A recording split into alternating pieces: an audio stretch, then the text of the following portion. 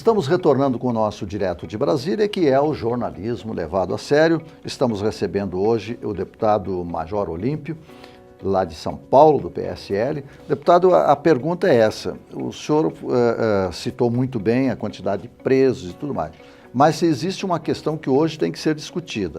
Estatuto de menores e adolescentes, porque são eles hoje os que praticam mais crimes no país. Olha, é necessário mudar esse Estatuto da Criança e do Adolescente, porque ele acabou sendo um salvo-conduto. Aqui, o menor criminoso, não posso chamar de criminoso, o menor infrator, ele é o 007 no Brasil, ele tem licença para matar. Eu coordenava o movimento da cidadania no estado de São Paulo pela redução da maioridade penal. Lutamos em Brasília, a presidente da UNE cuspiu no meu rosto em plenário no dia que nós estávamos discutindo e votando isso. Votamos e foi para o Senado. O Senado está sentado em cima há quase 2 anos para não votar isso, porque está na onda do politicamente correto. Mimimi, a criancinha, o coitadinho, o menininho. Menininho só deu uma matadinha, ele só deu uma estupradinha. Né? Então, é necessário, seja quem for poder público, quem for governo, quem tiver a responsabilidade de legislar, terá que ir em cima disso. No próprio SUSP agora, foi vetado no SUSP que o sistema socioeducativo compusesse o SUSP. A esquerda fez um barulho danado no entendimento de dizer são criancinhas, não são infratores, não são criminosos.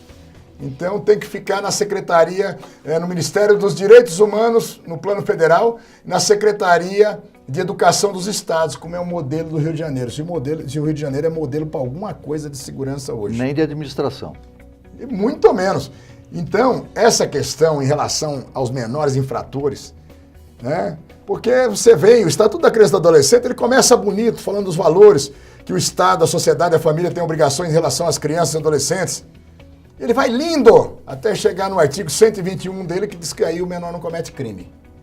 Ele comete um ato infracional, podendo ficar interno, não é no presídio, é no estabelecimento de reeducação, num período nunca superior a 2 anos. E o tempo médio de permanência, eu vi uma matéria e uma estatística do Rio de Janeiro. No caso de latrocínio, foi roubar e matou, não tem interno que fique mais de 8 meses interno. Tá? Então, nós temos que ter a coragem, sim, de colocar o dedo na ferida nisso para resolver essa questão.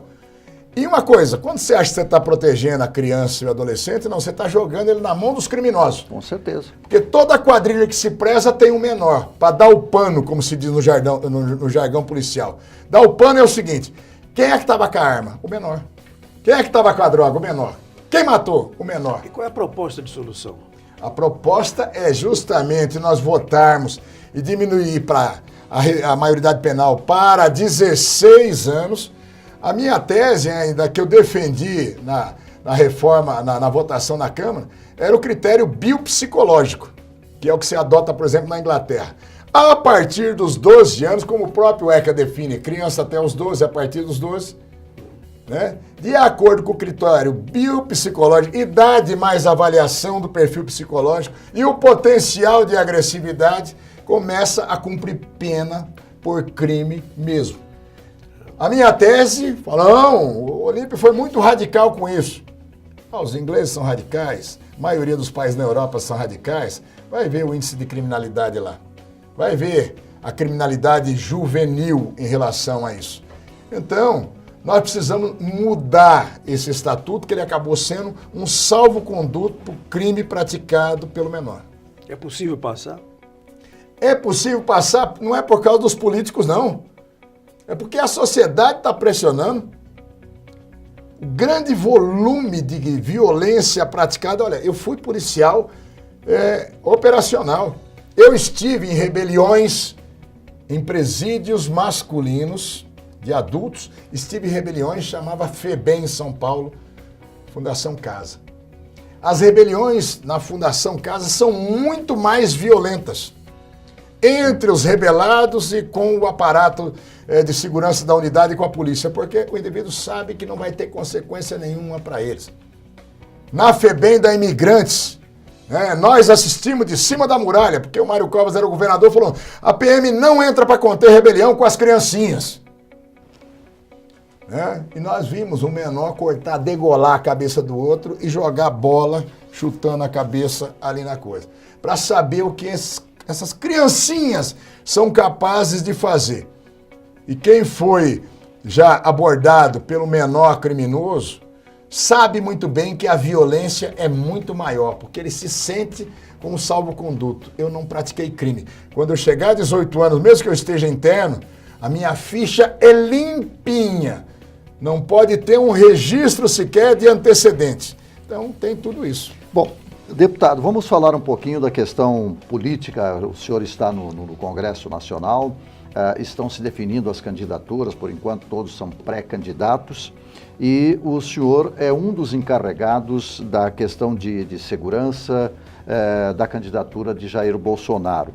O que precisa ficar muito claro nas propostas de qualquer um dos candidatos com relação à segurança?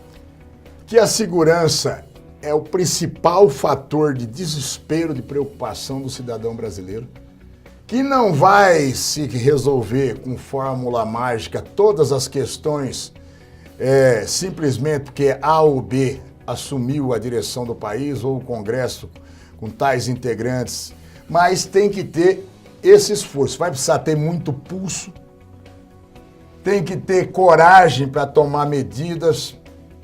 Nós vamos ter que sim fazer um enfrentamento muito grande nas fronteiras aos traficantes, ao traficante de armas que comercializa a morte. Não interessa se nós temos 17 mil quilômetros de fronteira seca. Através de inteligência das polícias, da Receita, de quem estiver na fronteira, das Forças Armadas, vai ser uma guerra ao traficante, uma guerra, porque nesse século nós estamos disputando cada criança com o traficante e gera toda essa cadeia da violência. E como é que o senhor resolve a guerra parlamentar para aprovar essa legislação, vamos dizer assim, mais eficiente? Com a ajuda da população, não tem jeito. Os laxistas penais, eu estou dizendo, ainda são dominantes. A turma do mimimi ainda está mandando. Ainda é maioria. Mas nós temos uma maioria de cidadãos dizendo, eu não suporto mais isso.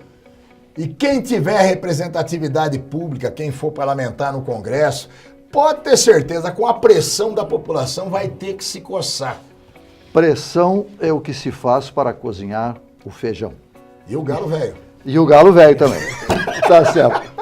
Deputado Major Olímpio, muito obrigado pela sua presença aqui. Vamos chamá-los mais vezes aqui para a gente ter esses esclarecimentos, porque hoje é uma coisa fundamental. O cidadão está prisioneiro.